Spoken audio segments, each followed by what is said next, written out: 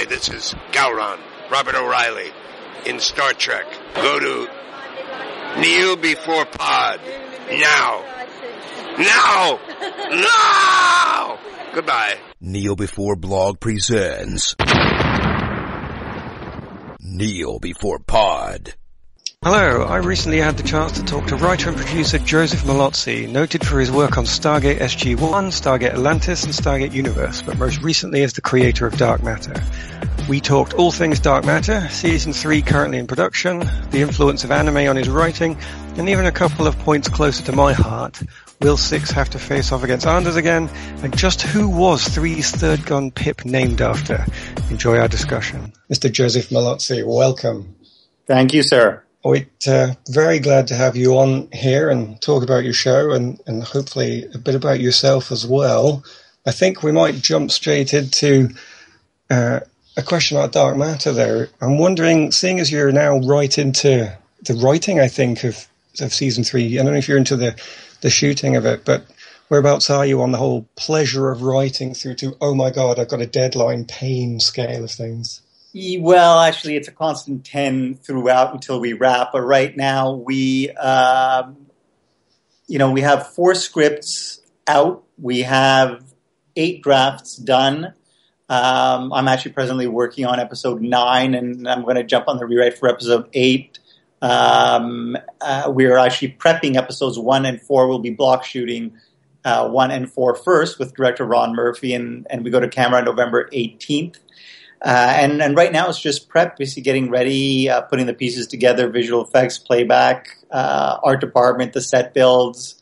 It's the calm before the storm. No, calm before the storm. To me, that sounds like you're riding the storm already, doing lots and lots of different things at once. But if it gets even harder, that sounds a bit brutal. Is it a bit of a mix, trying to match to lots of different jobs all at once? It's always a challenge. I mean,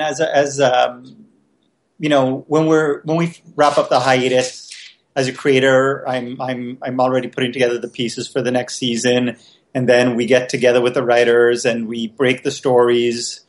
And again, I have a pretty good sense of where I want to end up, and it's just a matter of putting together the pieces, and then we all go off and write. And now, really, it's preparation. Deciding what the sets are going to look like, what sets we'll need, the guest stars and such. And, it's constantly writing. And then later, you're on set, you're dealing with meetings. And then later on, you're dealing with editing. So it almost like never ends, I would say.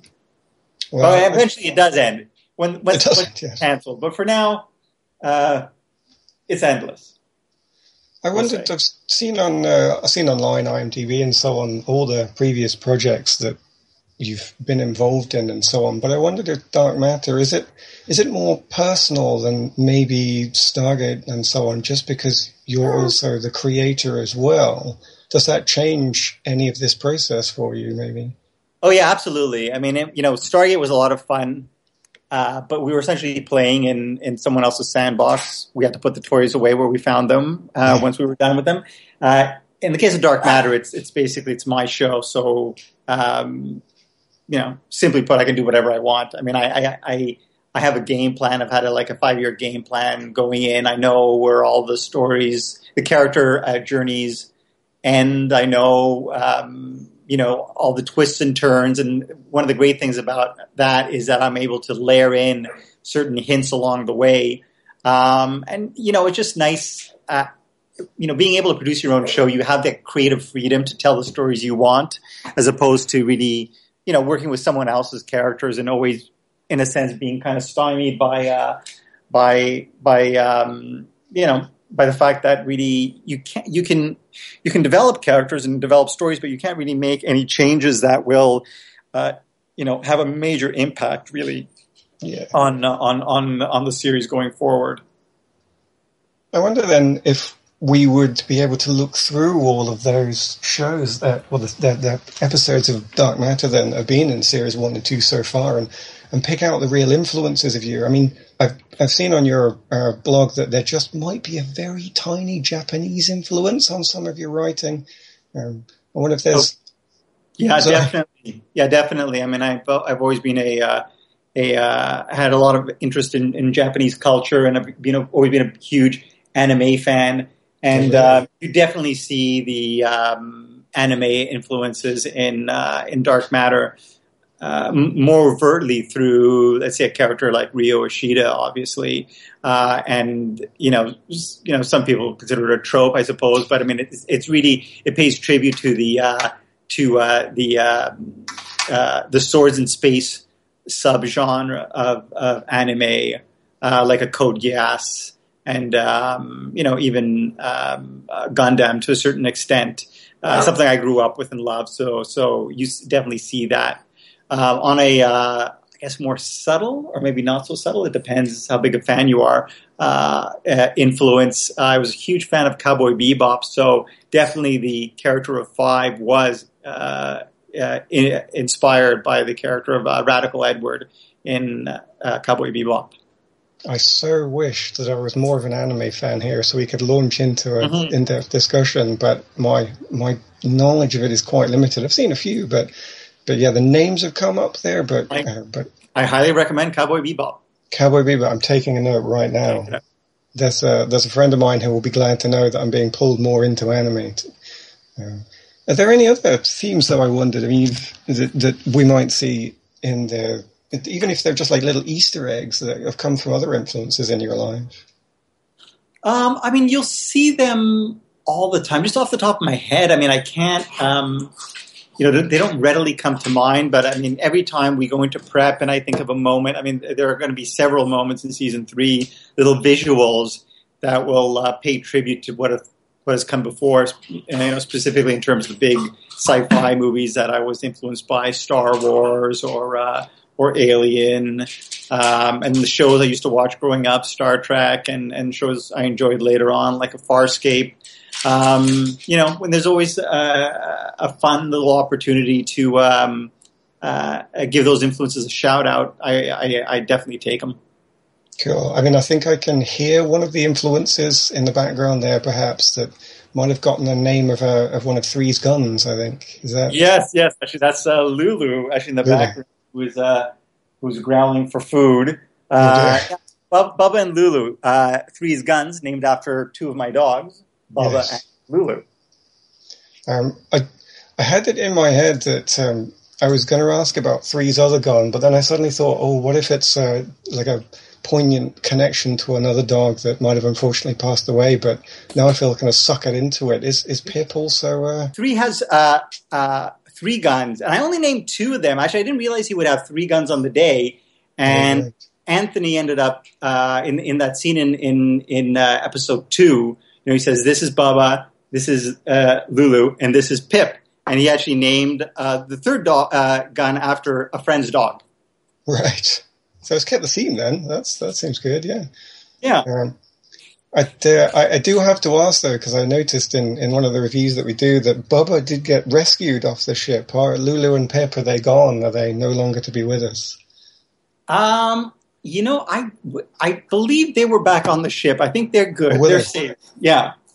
I'm pleased to hear that. I think for some reason I've sort of bonded with these guns for no reason at all. So I'm pleased to hear they're safe as well. Yeah.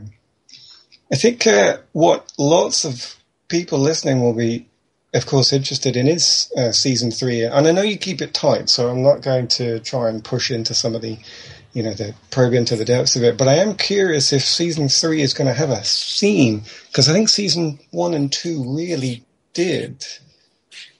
I mean, season 1 was more, I guess, an internalized story. It was very much ship-based. It was very much mystery and kind of a slow burn as we peel the onion on the various backstories of these characters and find out about them. Season 2 was very much about the conspiracy and the corporate conspiracy, and our heroes deciding, well, that's it. Instead of sitting back and allowing things to happen to us, we're going to go out and we're going to go out and get things done, and they do. And season 3 is going to be, but it's set in the backdrop of this corporate war and the role our characters will play in it. And also we're going to continue to find out a little bit about their backstories. In fact, there are going to be a number of surprises coming your way with regard to 5, the Android, 2, and 6 as well. We're going to be finding out quite a bit about their backstories. It sounds like it really does connect back to season 1 as well, which is, I wondered how easy it was to move on from season 1 that had such a, as you say, strong mystery theme. And then once you've solved that mystery, was it difficult to move into something else, or did it naturally flow? I think, it was always the plan to set up that question at the beginning of the season, then answer it at the end of the season, and hopefully that answer would spin off the story in a new direction, which is what we did. I'm always somewhat reluctant to invest in shows that tend to delay answers for too long. I mean, we have plenty of questions, but we offer plenty of answers along the way. I mean, there are a lot of mysteries that we set up over the course of the show, and we've answered a lot of them. And of course, in answering them, we also pose a lot more questions. So, I mean, without naming names, there have been shows in the past that do a great job of setting up mysteries and then never paying them off. Much to the consternation of fans, and that's something I don't want to do. So, I think I think I very much noticed that in your writing, actually, and that you do actually give a lot of answers. I think even I noticed in one of my favorite parts in season 1 is where even as simple as when one character 6 is talking to an air vent because he knows 5 is behind there. You actually do then reveal that 5 is in the air vent. I know that sounds like a simple thing, but it doesn't put another mystery on where a character doesn't know anything. A character misses something because they aren't there. The joke seems more important. I wondered, is that something that is it possibly just in your style? Is it in Canadian writing? Is there maybe a difference between Canadian and American writing in that way? I don't think so. I mean, I think it's mainly my writing style. I mean, I've always enjoyed mystery. One thing though that I learned from working on Stargate is that fans will tune in for whatever the hook or the premise of the show is, but they stay for the characters. So the characters are always very important to me. And, hopefully you can tell by the character interactions, the character developments, and, the character relationships. That was always very important on Stargate, how the characters got along. And that's something that I was always very mindful of when developing the show. And before we went to camera, and as I continue to do, you see sort of the little progressions and developments. For instance, the character of 3, played by Anthony Lemke, is sort of our resident curmudgeon, if you will. Yes. And Jodelle Ferland plays the character of 5, the kid. And one of the things I really loved in season 1 were their interactions, but they were so few and far between. So one of the things I really set out to do in season 2 was really explore their relationship, and there were a lot of great little moments between them. There's a scene early on in one episode where 3 goes to 5 and asks her for a loan, and she charges him interest. And there's an episode later on in episode 11 in the series where she's kidnapped, and he goes off to find her, and he ends up saving her and gets injured, and then she has to return the favor by saving him. But it's just the two of them on the run, and they're just such an unlikely pair, and such a fun pair to whose relationship is fun to explore. So that's, something I set out to do. So it's always there. And then there's always also the sense of humor. It's something that we did in Stargate that I always enjoyed. And, I always say that humor goes such a long way towards allowing the viewer to connect with the characters. Yeah. And so I think all of our characters are funny in very different ways, from the more overt 3 and maybe the android to the more subtle humor of, let's say, like F4. The humor is there. Is there going to be any more sort of surprise partnerships coming? Then I wonder. One of my favourites, I think, was the android and David Hewlett's character Tabor, which I don't think I could have predicted at all. But any more like that we might not be seeing coming? Or I mean, there are plenty of surprises coming your way. There's we're going to be introducing a couple of new characters in season 3.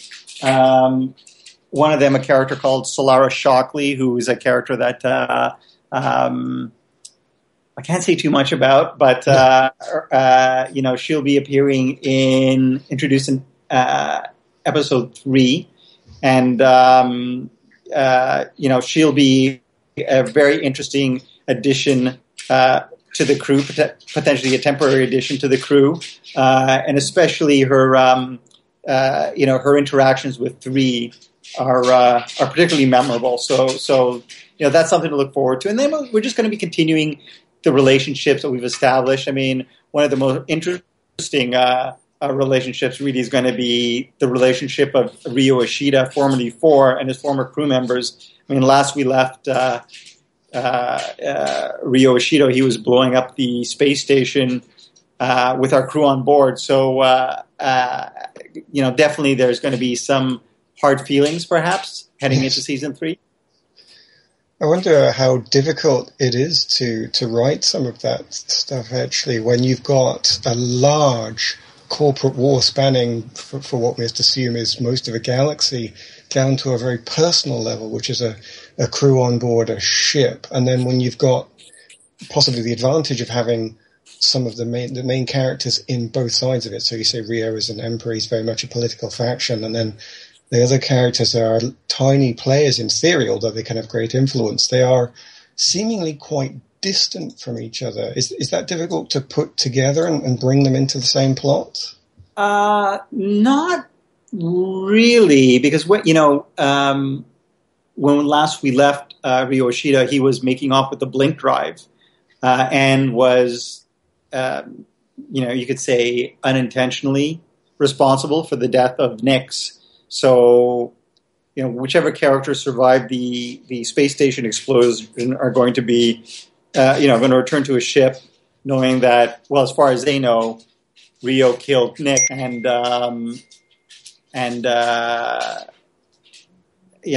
he took the blink drive. So that's something that they're not going to let sit. So you can be sure that they're going to respond, and if they respond, perhaps Rio's going to respond as well, and in that respect, getting those two stories to link up isn't that hard. It sounds like it's all going to get a lot worse before it gets any better, and then possibly. I think one of the interesting parts I've always found in shows is actually some of that political intrigue. And I wondered if that was going to focus, is there going to be a more focus on that, politics in the background, or will it come into the foreground as maybe the characters have to get involved in making or influencing these big decisions, or is it sort of necessary to keep a show so personal that they can't really get involved in international politics, or whatever you call it when it's in space? In the first season, it was very micro. We didn't really know much about about the bigger world picture. And then in season 2, we began to find out more about the corporate interactions, and our characters were essentially drawn in through their involvement in that delivery to the Mikkei research facility of the white hole technology that ended up destroying the facility, and that very much made them unwitting pawns in the corporate chess game. And now that it's all out war, I mean, things are more overt. There's it's not really a sort of behind the scenes movement. It's basically it's war. The corporations are at war. We may mention the independent colonies or the outer colonies that are fighting to gain their independence. And 6 makes mention very late in season 2 the fact that instead of sitting by the sidelines, this is our opportunity to go out and make a difference. And it's something that 2 has to consider. And the war is definitely something that's going to affect our characters, and whether they want to or not, they're going to be drawn into the conflict. Yes, if it's everywhere, then I imagine that's almost impossible to avoid it. Since you mentioned that, actually, when I was watching one, I forget which episode it exactly was where that comes up, but you get a very strong Robin Hood vibe from Six. As you're going to make me do these, let's say, not so lawful things because I want to be part of the crew still, but can we turn it into a good measure? I wondered, is that a turning point for the crew, perhaps? And also, I wondered how difficult it is to write actual bad guys. Do you need to bring them in and make them a bit nice to really keep the audience, or could they ever, do you think, go back to being proper bad guys? First of all, the turn is one that Six has already taken. I mean, basically, at the end of season 1, he turned the crew in because he felt they were dangerous. He felt he was doing the right thing. And then it turned out that the Galactic Authority was just as corrupt, or perhaps even more dangerous than the crew. So, he decides at the end of the day, the lesser of two evils, he helps them escape. And he still wants to do the right thing. And he realizes that his enemy aren't his fellow crew members. It's the GA and the corporations and all they represent. So he's trying to convince these formerly very bad people to do the right thing. Of course, some of them are going to take a little more convincing than others. The character of 3, for instance, is a great example. In terms of making bad guys likable, one of the themes that always interested me or intrigued me, even as early on as Stargate, was this notion of redemption and are people born bad? Are they products of their environment? What makes what is the good and bad people, and what is the bad and good people? And we have these characters who used to be very bad people, but now their memories are wiped, and they're trying to start a new, turn over a new leaf. And they're looking for redemption, and some of them will be successful, and some of them won't. Some of them won't try. I mean, in the case of Ryo Ishida, he's gone dark side, and one could say that his journey has taken a very strange turn. In the case of Ryo Ishida, he's probably the darkest of the characters. I don't know if audiences members will like him even less after the events of last season. Even he basically cared about Nyx, and I'm sure would be surprised as anyone to find out that she's dead. But he did take the throne in fairly brutal fashion and end up killing his own stepbrother who helped him. So it'll be interesting to see the fan reaction to Ryo Ishida and whether really he can be redeemed. Is there a possibility of any of the characters still then going in either direction? Do you like to make sure that is always open? That they could go good or bad, and even change again through further instances?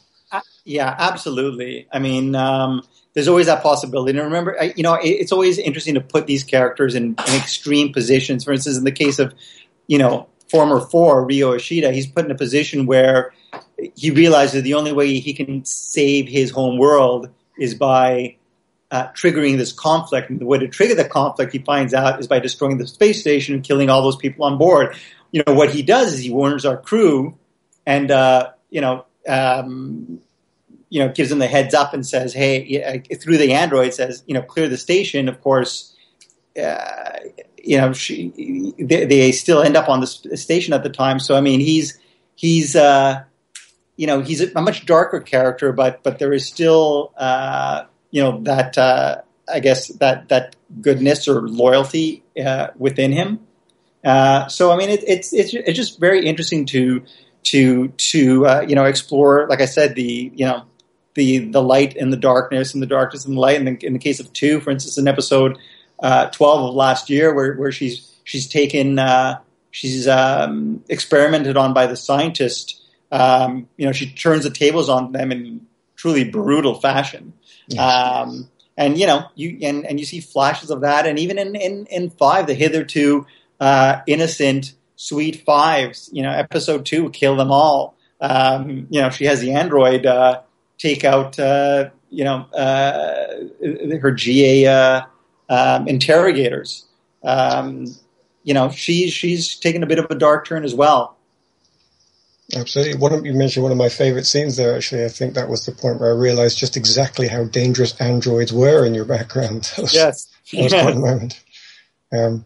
I asked a previous question because I always wonder sometimes with shows how much influence is forced upon writers and creators, and it does sound like you've got quite a lot of freedom to do as you want. You do seem to be able to make that, but I wonder, even if there's no influence from maybe the companies that provide money and so on, are there influences of the day, just any zeitgeist, the social culture that possibly force you into certain writing choices or character choices?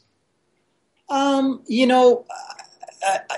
would say yes. Again, just off the top of my head, I can't really offer specific examples. I mean, you'll always get input. Certainly the networks will always have an opinion.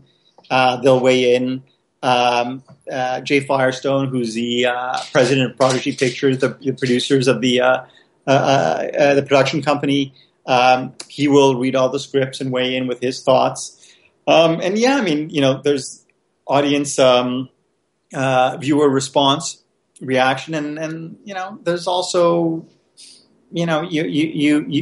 actually what will work and what will not. Today's society. Someone gave me a note not too long ago and suggested, it'd be great if in this scene 3 walks up to this woman and slaps her butt, and I just said, seriously, yes. Come on, this is we're not 1985 anymore. This is that type of crap does not fly. So.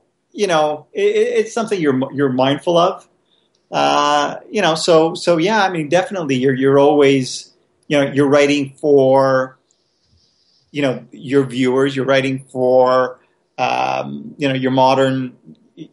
this modern society, but at the end of the day, really, I'm really writing for myself. And like I said, I know where the journey begins and ends, and it's just a matter of how we connect the dots and get there.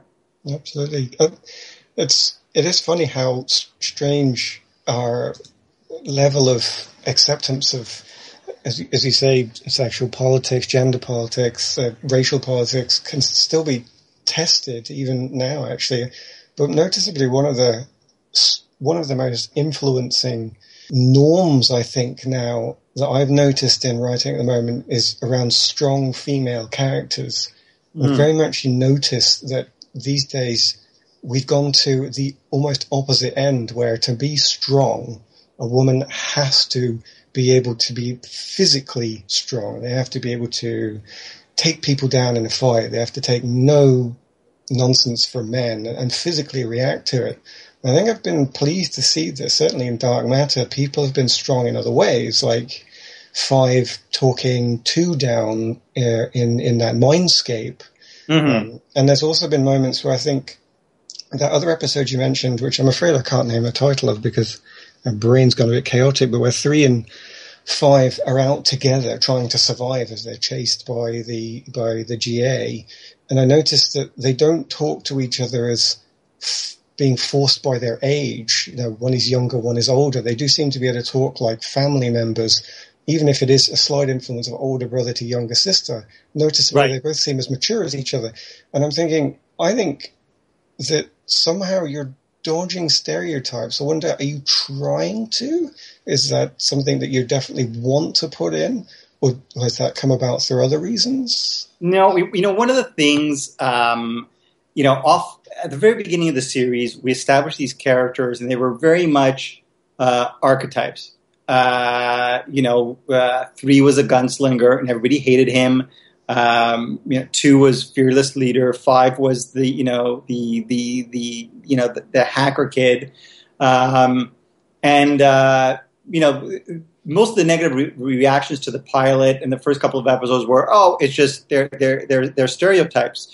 But they essentially had to be, because they have no backstory, they have no memory of who they are. So They are, in a sense, those those archetypes. And that's essentially what we set out to do. And what's been fun about the show is you set out these characters that people will say, oh, this is just so-and-so from this show or so-and-so from that show. And then as you as I say, I like to peel the onion on their backstories and you develop their characters and their relationship, they take on a life of their own and become their own characters. And one of the things that really I love about the premise of the show is that the characters discover, the viewers discover alongside the characters. So essentially, because there's no frame of reference, there's no history, there are no memories, that they can draw from. Everything is new, as new for the viewer as it is for the characters. And so, that always appealed to me about the premise. And like you said, I mean, yes, strong female characters. I mean, that in itself has become a bit of a cliche. In the case of 2, really, again, this is the anime influence. Anime was doing this long before North American politically correct productions caught up. It's just something that appeals to me. And, people always ask me about, your cast is so diverse, the characters are so diverse, and you're such strong female characters. And, it's all, it's fine. It's not something, to be honest, I really set out to do, to say like, oh, we got to check this box here, or, strong female character, check. It's just how I envision the characters, and in a way, I think it just reflects society. I know strong female characters, strong female, individuals, so it's not that big a deal. And like I said, the cast is diverse. I just find that, just for me, whenever people tend to go there and ask me about the diversity. I feel as though it kind of I guess undermines the hard work of the performers like a Roger Cross, who quite frankly was not cast because we needed a diverse character. He was cast because really he was so good in the audition. He did that scene with the 5 character where he's talking down in the barn, and he did such a fantastic job, and that's why he got the role. It wasn't really, like I said, to check any boxes. And Melissa, has an Asian background. Again, that comes from my anime influence. And the fact that she happened to be the best actress for the role. When came time to audition the character of 4 in the android, we looked at all genders. The character of the android was actually male in the comic book, but we opened it up and we ended up choosing the best actor for the role. And the best actor for the role in the case of the android turned out to be Zoe Palmer, who has done a fantastic job. So it's certainly nice. I think at the end of the day, hopefully, it just reflects society, and it's not really an attempt to make a massive point. I think that's probably the best way to go if you can get it. You do wonder when you watch these things, though, what effect formulas and requirements have on it. It is pleasing to hear that sometimes it can just be left to work naturally. Certainly when you see some of the... I hesitate to say it like this. I feel like I'm being too insulting, but I don't specifically mean it that way. But I think you do notice in certainly the American TV shows, there's a fixed sense of humor, for example, where, the joke has to come here and you can almost hear the joke building at that point. And you feel like, was that forced? Did somebody say that the writing had to be done that way? It sounds like you don't suffer those pressures, but maybe even think the pressures that come from outside society. There is one that I do definitely want to ask about, a personal interest of mine, which I think I'm noticing in certainly Continuum in the past, and now Dark Matter, your show, and Killjoys that's been running alongside it. There's still a anti-corporate feel in these shows where corporations are evil. And I noticed that these are all 3 Canadian shows. I wondered, is there still an anti-corporate feeling in Canada at the moment? Maybe you've come out of 2008,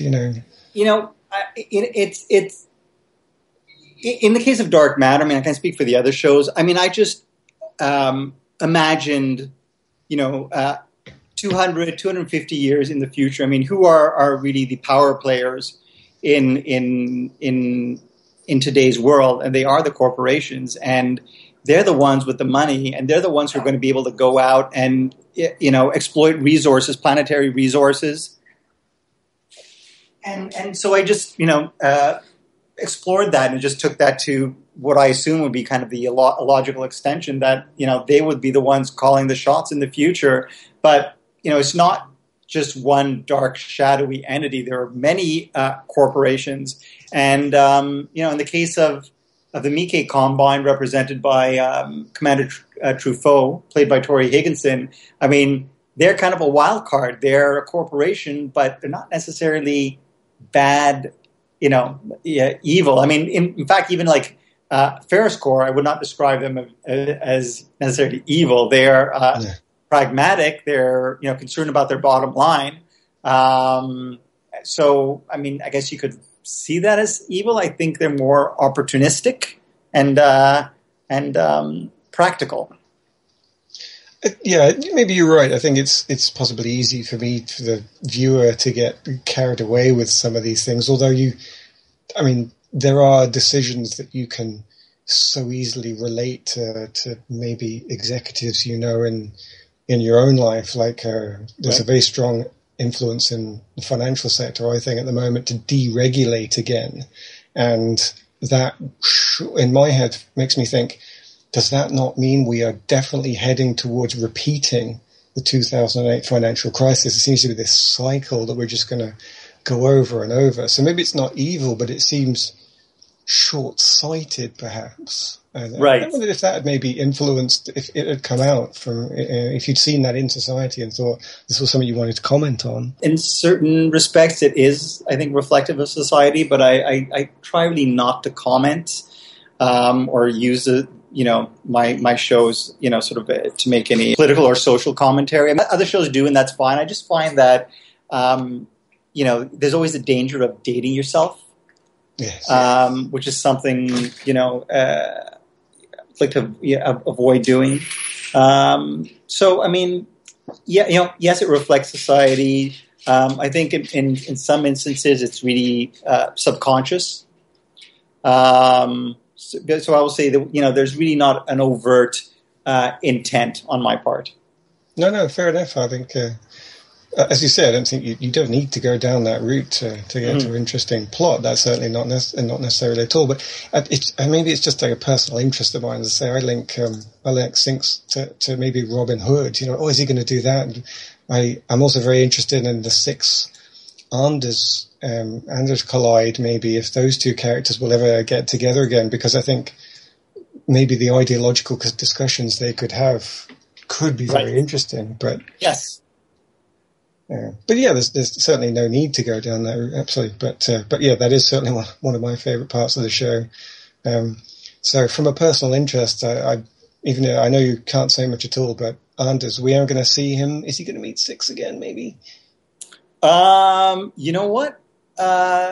We may see a couple of scenes between Anders and Six in season 3.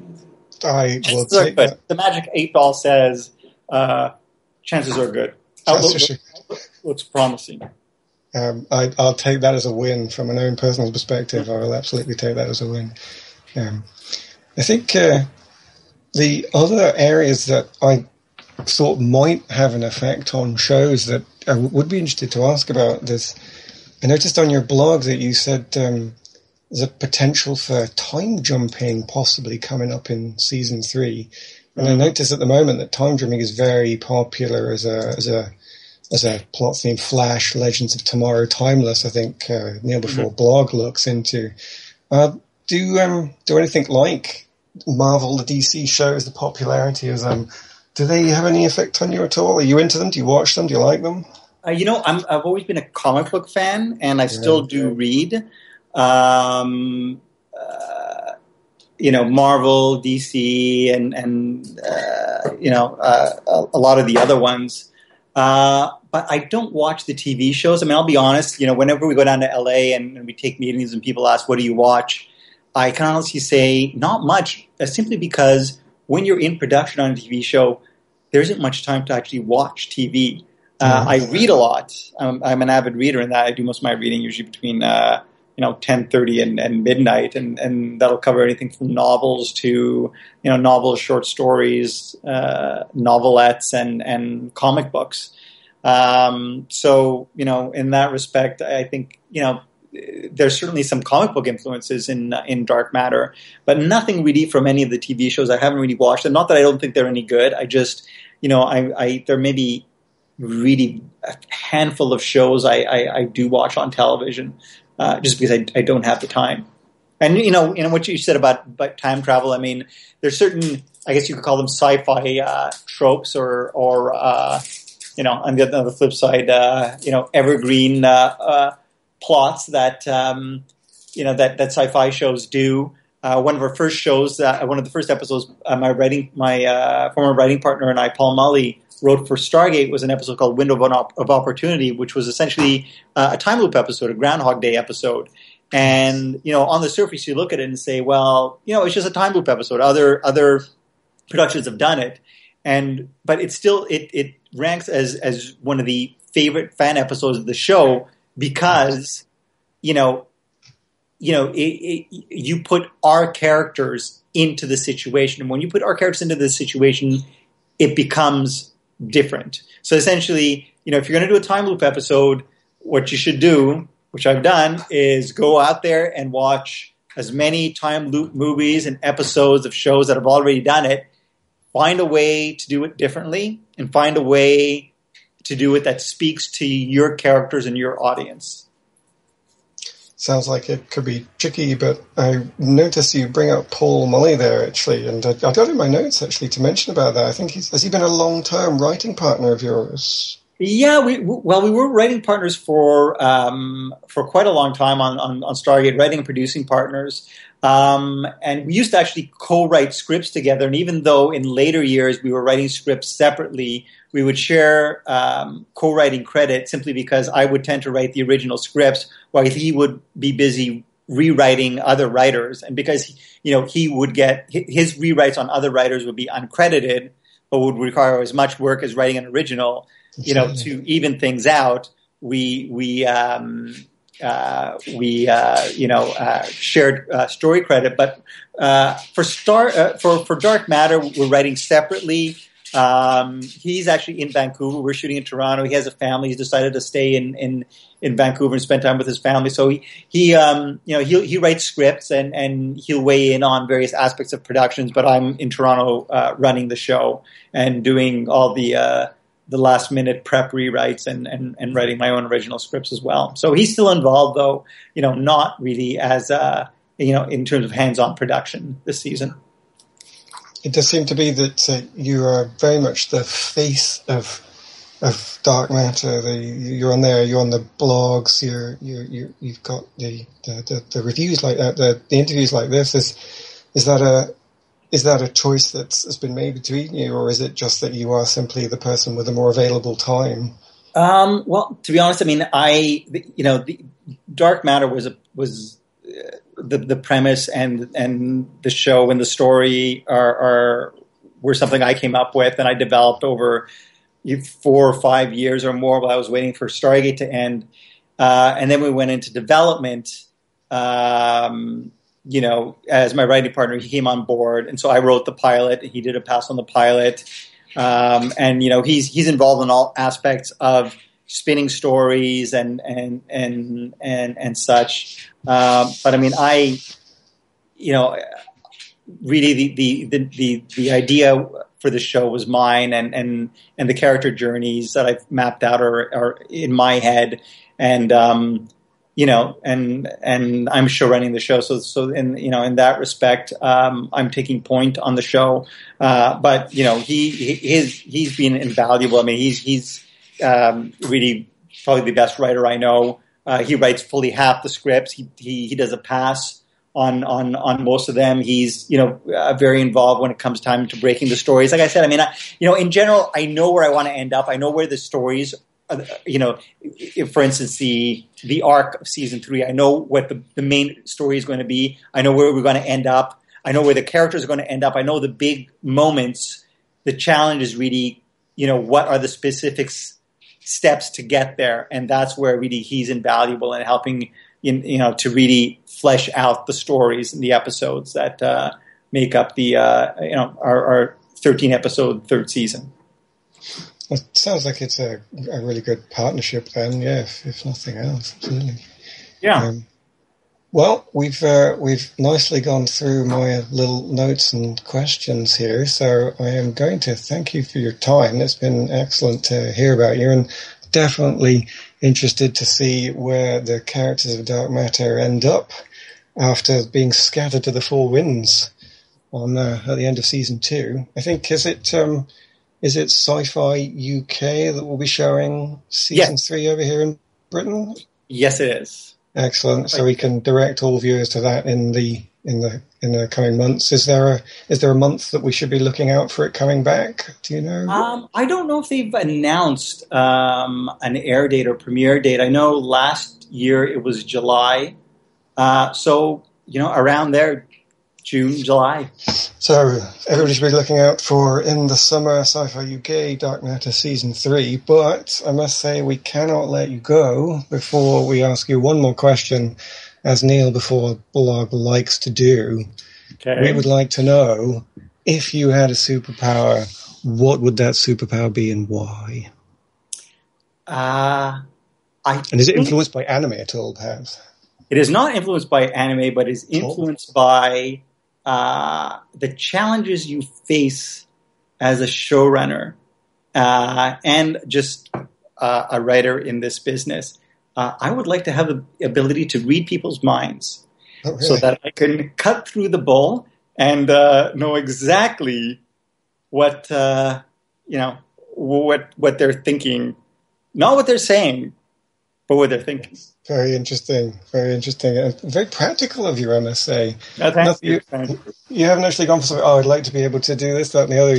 That is completely impractical. I can see that actually working for you. I have to ask, are you a practical man? I'm a man who enjoys his routine and having a plan. I suppose you could say I'm practical, yeah. Well, we'll take that. So, thank you for answering that question, and thank you for your time, Mr. Joseph Mallozzi. My pleasure. Thank you so much. That was my interview with Joseph Mallozzi, creator, writer, and producer of Dark Matter. We thank him for his time and look forward to seeing Dark Matter Season 3 in the summer. If you enjoyed this, subscribe to us on iTunes or any major podcasting app. Just search for Neil Before Pod or Neil Before Blog, and do join us for our next podcast.